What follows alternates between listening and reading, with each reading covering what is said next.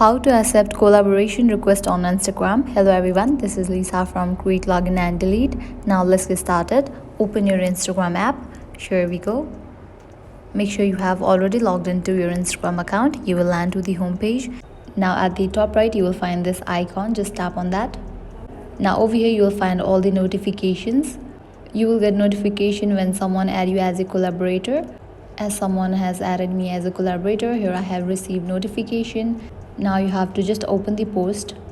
Now to accept the collaboration request, all you have to do is tap on this option of review, accept invitation. If you accept, your name will be added to the post and it will be shared to your followers in addition to where it's already visible.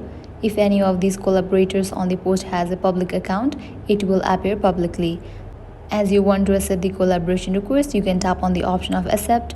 In the case you don't want to accept the request, you can tap on the option of decline. Right now I will be accepting it. With that, you have just accepted collaboration request. Now head towards your profile. The post will be available in your feed as well. So this is how you can accept collaboration request on Instagram. This was all for this video. If this video was helpful to you, make sure to like, share and subscribe. Thank you.